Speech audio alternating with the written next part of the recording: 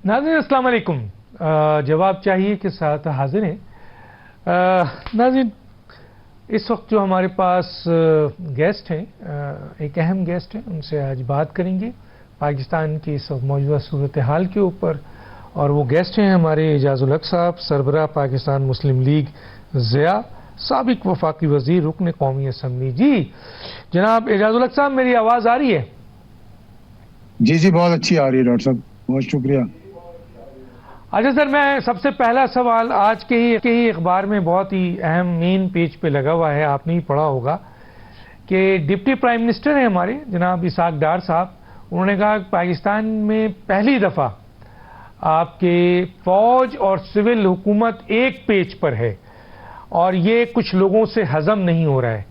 तो क्या आप समझते हैं कि ये पहली दफ़ा सिविल हुकूमत और फौज एक पेज पे है? और वो कौन लोग हैं जिनसे ये हजम नहीं हो रहा है सर, क्या कहेंगे आप?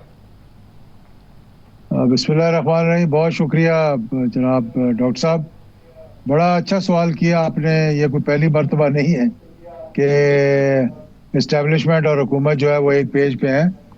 हर हुकूमत और इस्टेब्लिशमेंट जो है वो एक पेज पे होते हैं जब तक के कौमी मफादात को बरूए कार रखा जाए। जब कौमी मफादात से इन्हिसार होता है फिर वो जो पेज है वो आहिस्ता आहिस्ता फटना शुरू हो जाता है और फिर मामला ख़राबी की तरफ चले जाते हैं। इसमें माजी की बहुत से मिसालें भी दे सकते हैं आपको अगर आप चाहेंगे, लेकिन ये बहुत अच्छी बात है कि मौजूदा सूरत हाल में जिस तरह 2018 से 2023 तक PTI की हुकूमत और फौज एक पेज पे थे, इसी तरह मौजूदा सूरत हाल में भी एक पेज पे है और अल्लाह करे कि एक पेज पे ही रहें।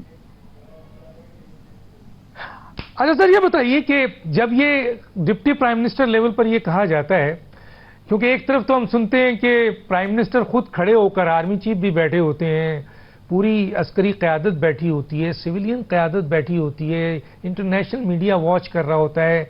वहाँ वज़ीर आज़म का ये स्टेटमेंट कि मैं तो इस मुल्क का सिर्फ चीफ एग्जीक्यूटिव ऑफिसर हूँ या ऑपरेटिंग ऑफिसर हूँ, असल तो जनाब आर्मी चीफ हैं, जनरल आसिम मुनीर साहब हैं, ये इकरार। और फिर हम देखते हैं इंटरनेशनल क़ुव्वत जो सबसे बड़ी क़ुव्वत है और वो है अमेरिका, उसका सदर जो है पाकिस्तान पहली दफ़ा 77 साल में किसी आर्मी चीफ को ही सरबराह मुमलिकत की हैसियत से बुलाता है।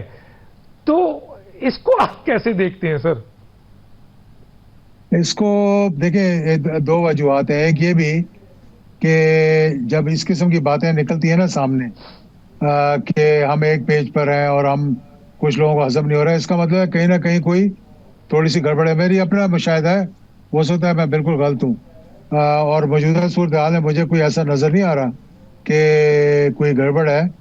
लेकिन जो अमेरिका और ने बुलाया और ट्रंप ने कैबिनेट रूम में जनाब फील्ड मार्शल आसिम मुनीर को खाना खिलाया और 1 घंटे की मीटिंग जो है वो 2 घंटे पे चली गई। उस पर मैं समझता हूँ ये कि वो समझते थे अमेरिका वाले कि ताकत और फैसले जो हैं वो उसका पलड़ा जो है वो फौज की तरफ ज़्यादा भारी होता है फैसले करने में, और जो वो फैसला करते हैं वो आगे सही चलता है। दूसरी बात ये कि जब हिंदुस्तान पाकिस्तान की जंग हो रही थी और पाकिस्तान को सबकत हासिल थी उसके अंदर और पाकिस्तान का अपर हैंड था, उस वक्त हिंदुस्तान ने जब अमेरिका से रिक्वेस्ट की कि जी सुलह करवाएं, तो अमेरिका की तरफ से किसी ने भी रब्ता किया हो, चाहे उनके फॉरेन मिनिस्टर ने किया हो या मार्को रूबियो ने किया हो या वाइस प्रेसिडेंट ने किया हो, वो फैसला उस वक्त आर्मी चीफ के हाथ में था कि वो चाहते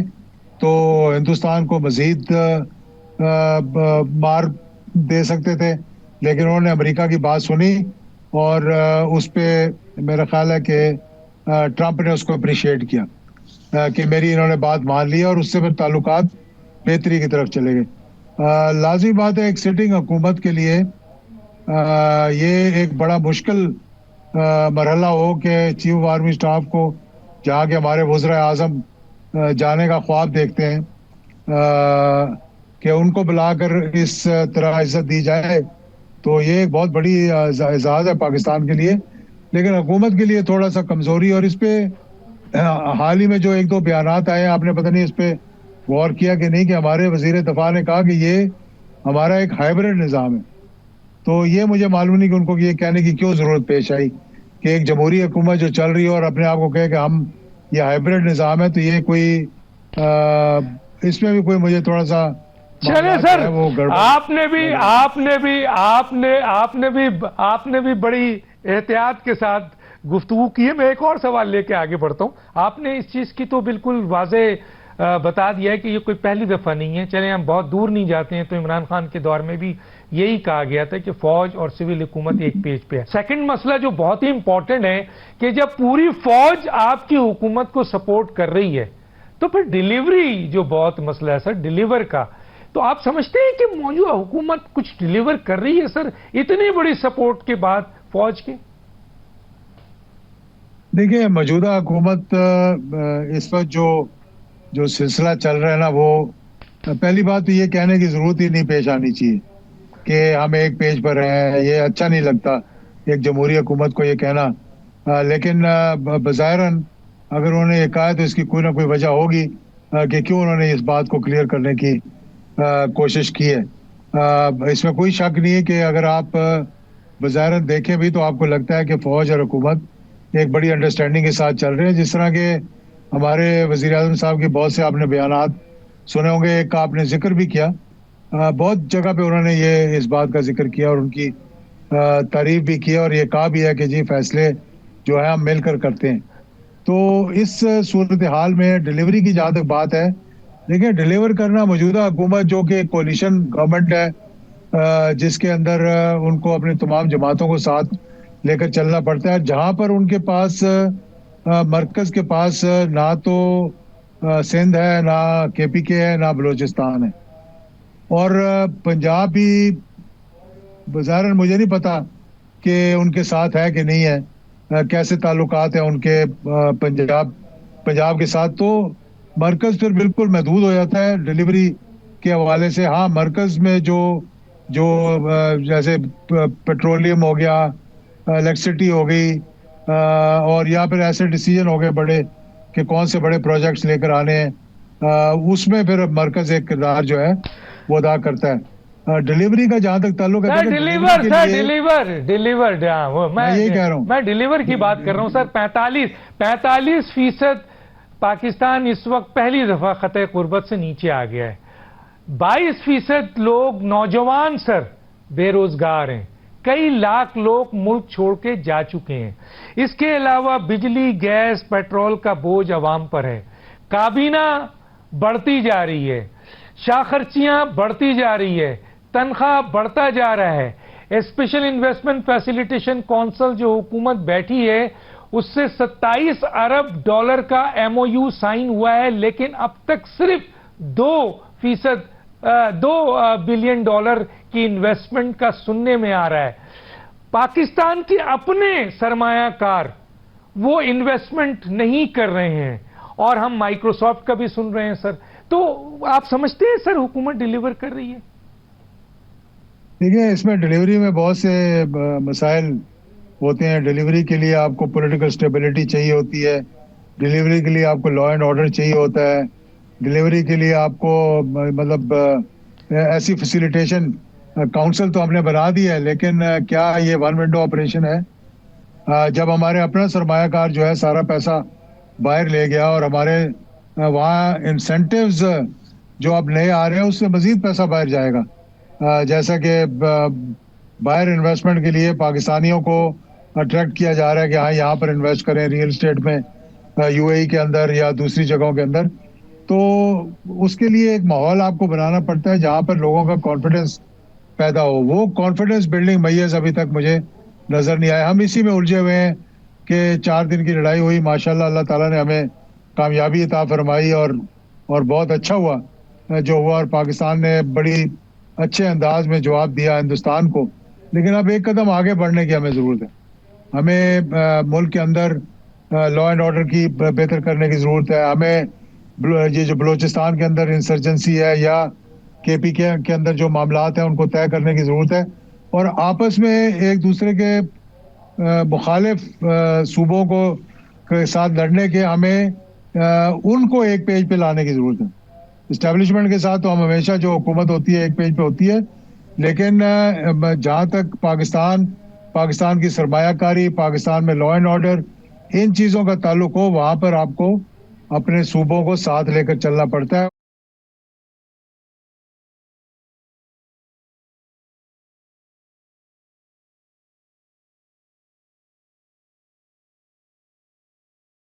چلے آگے چلتے ہیں سر. آپ سمجھتے ہیں, ٹھیک ہے, بہت اہم پوائنٹ آپ نے ریز کیا ہے سر.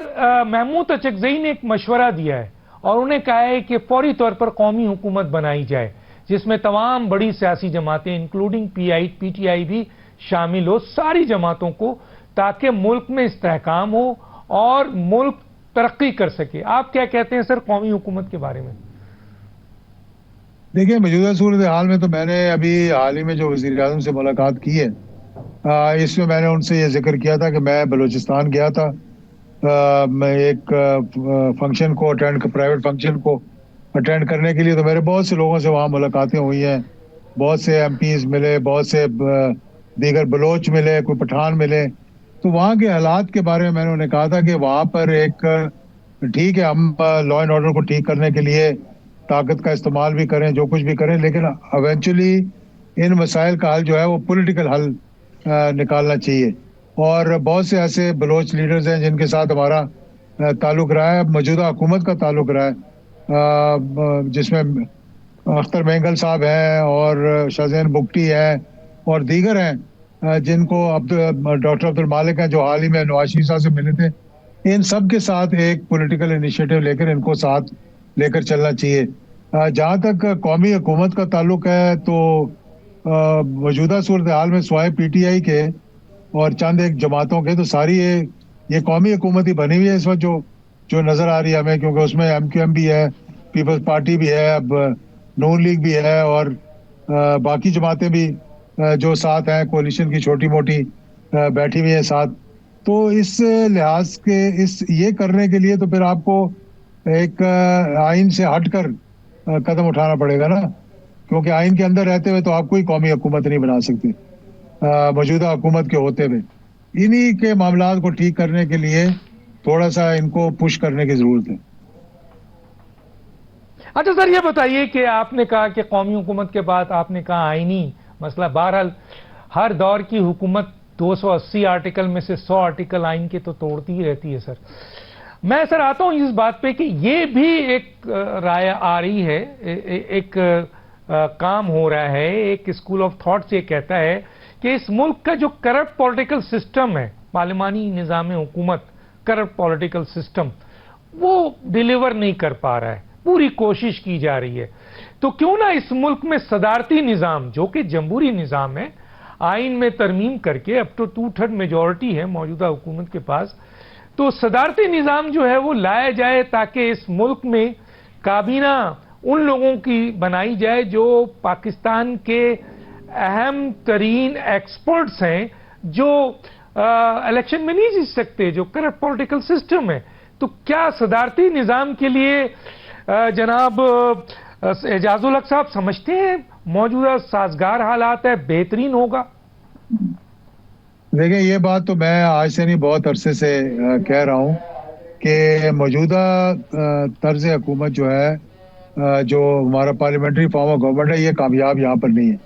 اس کی 2 وجوہات ہیں. ایک تو یہ کہ ملک کے اندر کچھ عرصے مارشل لاء رہا, اور اس کے بعد جب جو حکومتیں بنی اس کے بعد وہ بھی انہی کی پیداوار تھی اور ادھر ہی سے آگے آئیں, اور یہاں پر ہمارے انسٹیٹیوشنز کو ڈیولپ نہیں ہونے دیا گیا, جو انڈیویجولز سے ان کو مضبوط کیا گیا, اور جس کی وجہ یہ تھی کہ parliamentary form of government totally fail ہو گیا. اور اس میں یہ ہے کہ آپ پیسہ لگا کر, آپ اور طریقوں سے آپ جیت کر تو آ جاتے ہیں, لیکن آپ کی قابلیت نہیں ہوتی, اور جب آپ جیت کر آتے ہیں پھر آپ کو وزارتیں دی جاتی ہیں اور آپ اس اہل نہیں ہوتے.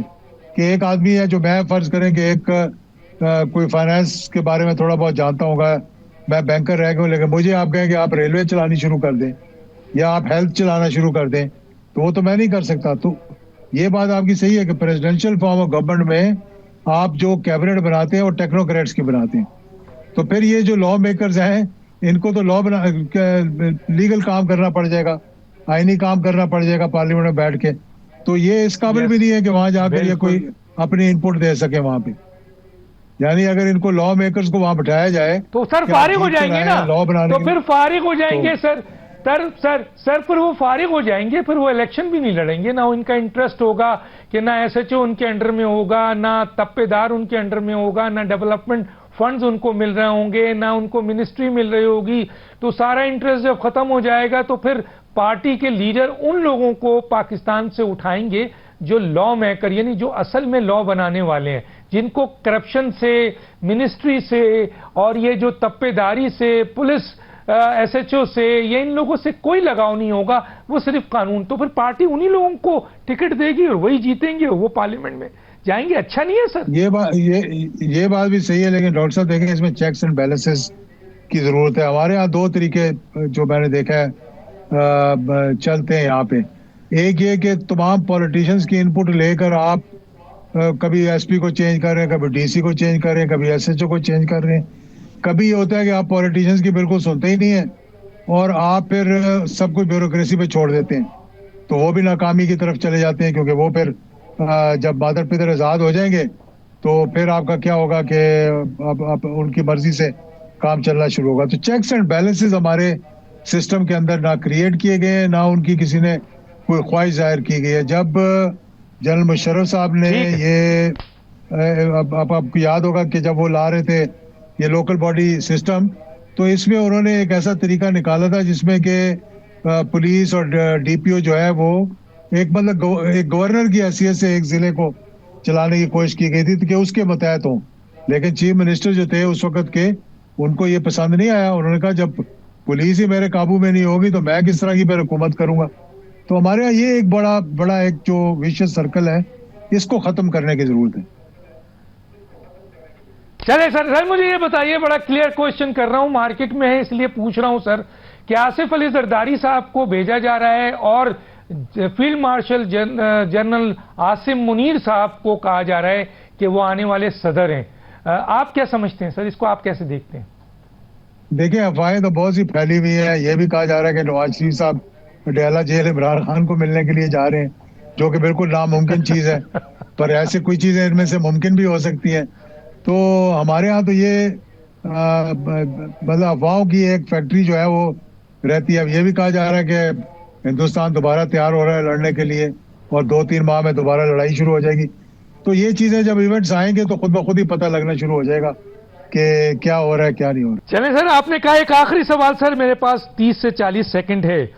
یہ جو عمران خان کو مائنس کرنے کی بات کی جا رہی تھی کہیں نہ کہیں, آپ سمجھتے ہیں عمران خان جو اس وقت پاکستان کے لوگ کہتے ہیں سب سے پاپولر لیڈر ہیں اور عوام کی بہت بڑی تعداد ان کے پیچھے ہے, حالانکہ تنظیم ان کی بہت برے حالات میں ہے, وہ مائنس ہو سکتے ہیں سر؟ بالکل آخری 30 سیکنڈ ہے سر میرے پاس. پاکستان کی تاریخ میں کوئی پولیٹیشین جو ہے کبھی مائنس نہیں ہو سکتا.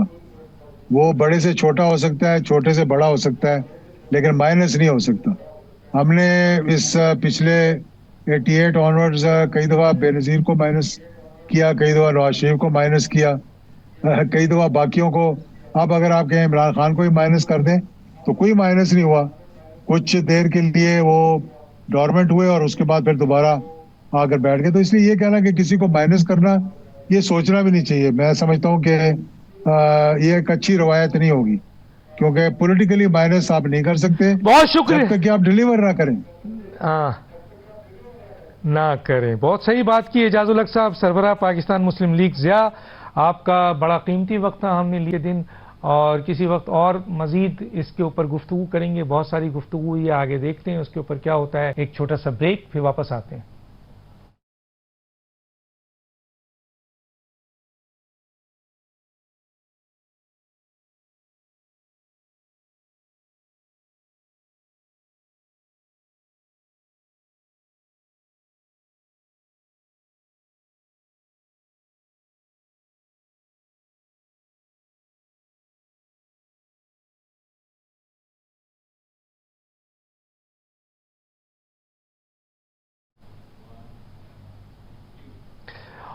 ویلکم بیک جی. اس وقت ہمارے ساتھ جو مہمان ہیں مجیب الرحمان شامی صاحب، بڑے سینئر صحافی ہیں، بڑا نام ہے مجیب الرحمان شامی صاحب کا.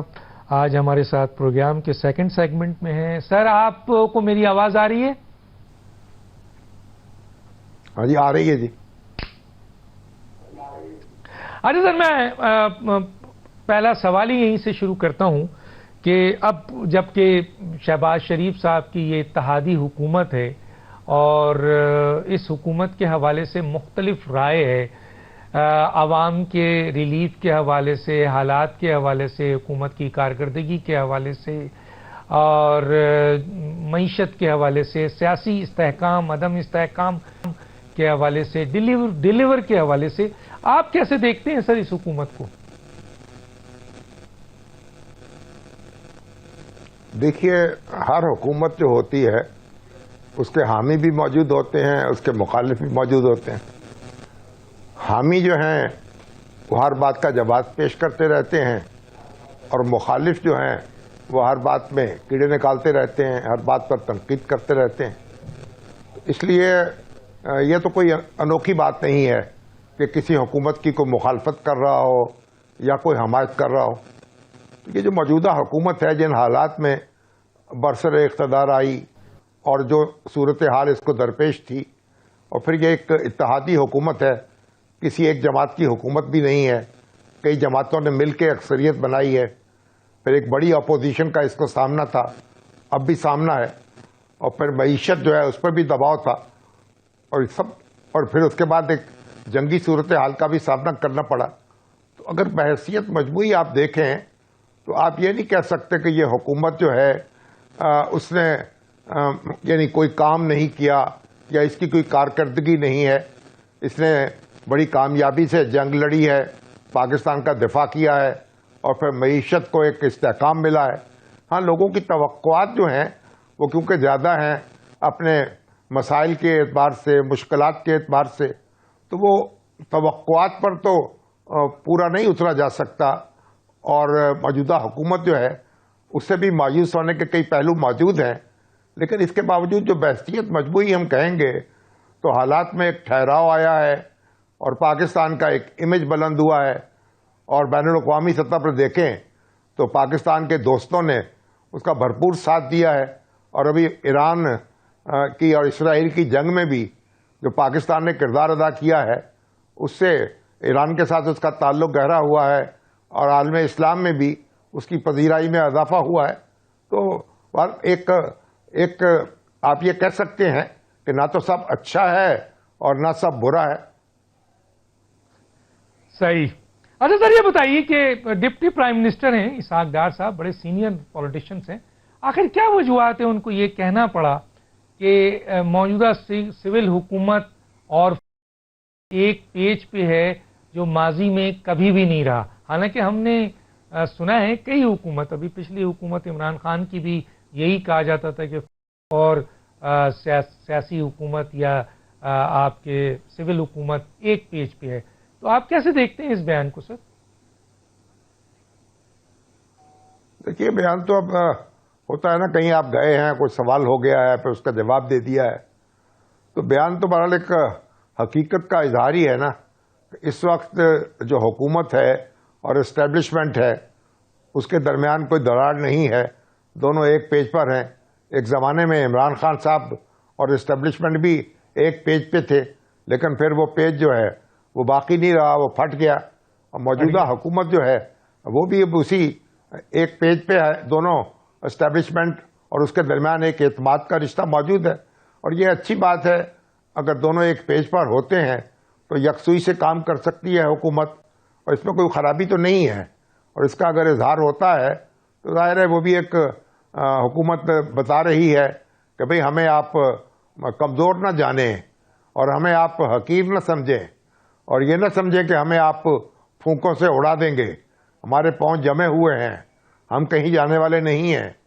تو اگر اس طرح کا کوئی اظہار کر دیا جائے یا اس طرح کا کوئی زوم جو ہے اس میں آدمی مبتلا ہو جائے تو کیا مذائقہ ہے؟ دل کے خوش رکھنے کو غالب یہ خیال اچھا ہے. اچھا سر، اس بیان کو تھوڑا سا اور آگے بڑھاتا ہوں. ماضی میں سول حکومتوں کی طرف سے یا سیاستدانوں کی طرف سے یہ بیان آتے رہے، تو اس بیان کے بعد تو اگر مکمل طور پر موجودہ سول حکومت کو سپورٹ کر رہی ہے اور ڈپٹی پرائم منسٹر صاحب بھی کہہ رہے ہیں، تو سر اب مسئلہ آ جاتا ہے کہ سپورٹ کے بعد ڈیلیور، یعنی عوام کو ڈیلیور، لیکن سر ریلیف عوام کو نہیں مل رہا ہے. 45% سے زیادہ خط غربت سے لوگ نیچے ہیں، 22% سے زیادہ لوگ بے روزگار ہیں سر. انویسٹمنٹ کا مسئلہ آ رہا ہے سر کہ پاکستان کے اپنے لوگ انویسٹمنٹ نہیں کر رہے ہیں. اسپیشل انویسٹمنٹ فیسیلیٹیشن کونسلز کے تحت 27 ارب ڈالر کی MOU سائن ہوئے، لیکن اب تک صرف $2 بلین آئے ہیں. بجلی گیس کا مسئلہ ہے، پیٹرول کا مسئلہ ہے، شاہ خرچیاں بڑھ رہی ہیں، کابینہ بڑھ رہی ہے، تنخواہیں بڑھ رہی ہیں. تو آپ ڈیلیور کے حوالے سے اور کی مکمل سپورٹ کے حوالے سے حکومت نہ کر سکے تو یہ اس کی ناکامی نہیں ہوگی سر؟ دیکھیے، آپ نے تو بڑے سوالات اٹھا دیے ہیں اور بڑے نقطے جو ہیں وہ پیدا کر دیے ہیں، لیکن بنیادی بات یہ ہے کہ جب یہ حکومت آئی ہے اقتدار میں تو اس وقت حالات کیا تھے اور آج حالات کیا ہیں. اگر اس کا آپ موازنہ کریں گے تو پھر تو اتنی مایوسی کی بات نہیں ہے. دیکھیے، آپ کا انٹرسٹ ریٹ بہت کم ہو چکا ہے، انفلیشن بہت کم ہو چکی ہے، جو مہنگائی کی رفتار ہے اس کی بڑھنے کی رفتار جو ہے اس میں بڑا کم اضافہ ہوا ہے، بلکہ بہت کمی ہوئی ہے. تو یہ ایک فیکٹرز ہیں. اور پھر ابھی آپ دیکھیے کوئی بیرونی سرمایہ کاری کی بات بھی ہو رہی ہے. ابھی آذربائیجان کے ساتھ معاہدہ ہوا ہے، $2 بلین وہ انویسٹمنٹ ہوگی. اور پھر یہ ہے کہ جو ہماری معدنیات ہیں اس طرف بھی توجہ ہو رہی ہے. تو اگر آپ یہ دیکھیں تو یہ تو درست ہے، جو جتنے بھی آپ نے مسائل بیان کیے ہیں وہ تو موجود ہیں، لیکن دیکھنا یہ ہوگا کہ جب یہ حکومت آئی تھی اس کے مقابلے میں مسائل کم ہوئے ہیں یا زیادہ ہوئے ہیں. اسی کے حوالے سے اس کا جائزہ لیا جائے گا.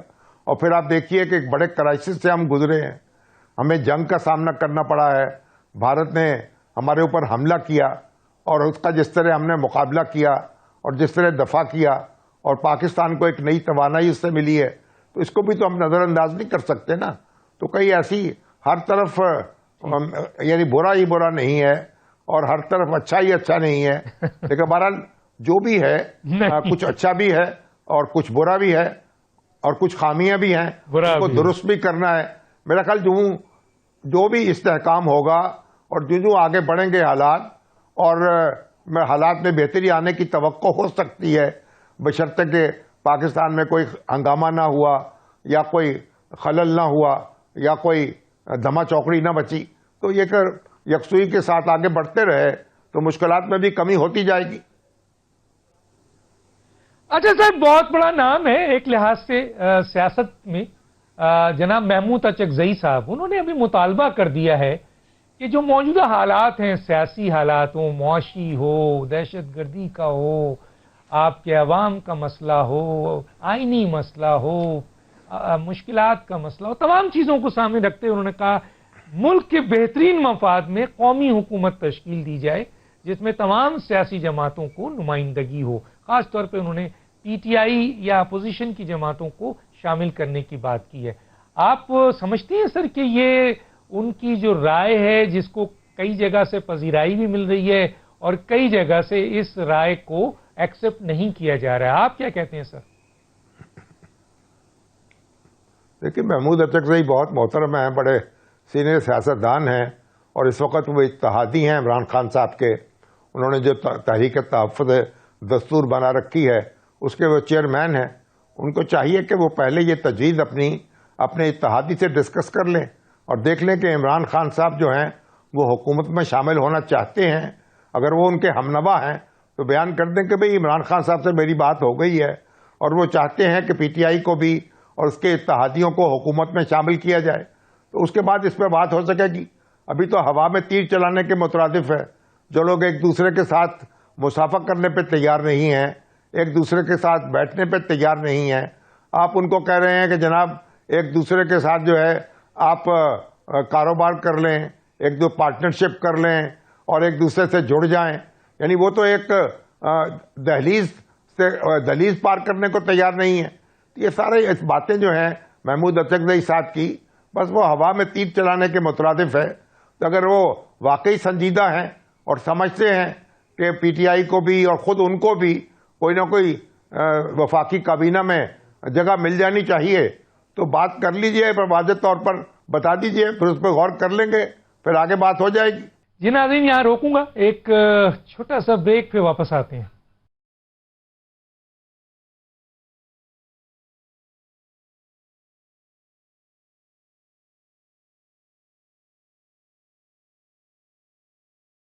Welcome back. یہ بتائیے کہ میں سمجھنے سے قاصر ہوں، مجھے سمجھائیں سر، کیونکہ آپ ہمارے استادوں جیسے ہیں، کہ پیپلز پارٹی یہ کہتی ہے کہ اگلا وزیر اعظم جو ہیں وہ بلاول بھٹو ہیں. اب اگلے وزیر اعظم میں وہ ہمیں تعین نہیں کرتے ہیں کہ آیا 2029 کے الیکشن میں یا ابھی کوئی پارلیمنٹ کے اندر تبدیلی آئے گی اور آپ کے شہباز شریف کے بجائے ظاہر ہے بلاول آ جائیں گے. سر یہ تو ممکن ہے کہ اگر یہ دونوں پارٹیاں یا اتحادی ایگری کرتے ہیں یا اسٹیبلشمنٹ ایگری کرتی ہے تو پارلیمنٹ کے اندر وزیر اعظم تبدیل ہو سکتا ہے. لیکن سر 2029 کے الیکشن سے، اور وہ کہتے ہیں عوامی، صدر صاحب بھی کہتے ہیں عوامی طاقت سے آئیں گے. تو سر مجھے یہ بتائیے کہ بلاول بھٹو 2029 میں اگر الیکشن ہوتا ہے تو کہاں سے جیتیں گے، کہاں سے ان کو اتنے ووٹ ملیں گے جہاں سے وہ عوامی طور پر وزیر اعظم بن سکتے ہیں؟ کیونکہ پنجاب میں پیپلز پارٹی کی جو ماضی میں بے نظیر اور ذوالفقار علی بھٹو کا دور تھا، اس کے لحاظ سے تو اب پرسنٹیج بھی نہیں ہے. سر کیا کہیں گے؟ دیکھیے، آپ 2029 کی بات کر رہے ہیں اور یہ 2025 ہے، تو اب 4 سال بعد کیا ہوگا یا 3 سال بعد کیا ہوگا، اس کے بارے میں تو ابھی ہم پیشگوئی نہیں کر سکتے.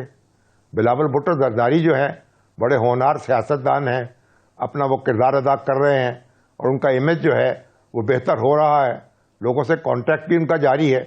تو وزیر اعظم کے وہ ایک اچھے کینڈیڈیٹ ہیں. اب اس کے بعد اب سیاست ان کی جاری ہے.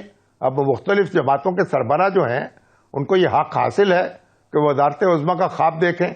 تو بلاول بھٹو جو ہیں وہ بھی یہ خواب دیکھ سکتے ہیں، ان کے والد صاحب بھی یہ خواب دیکھ سکتے ہیں، ان کی پارٹی بھی اس کے لیے کوشش کر سکتی ہے. تو ابھی جب انتخاب ہوگا، ابھی تو معلوم نہیں کہ پاکستان میں جب انتخاب، آج ہم بیٹھ کر یہ ذائقہ نہیں بنا سکتے آج سے 3 سال بعد کا یا 4 سال بعد کا. تو ہمیں کچھ انتظار کرنا ہوگا. ہر شخص کو حق حاصل ہے اور ہر جماعت کو حق حاصل ہے. مریم اپنی جگہ محنت کر رہی ہیں، بلاول اپنی جگہ کر رہے ہیں اور شہباز شریف صاحب اپنی جگہ لگے ہوئے ہیں.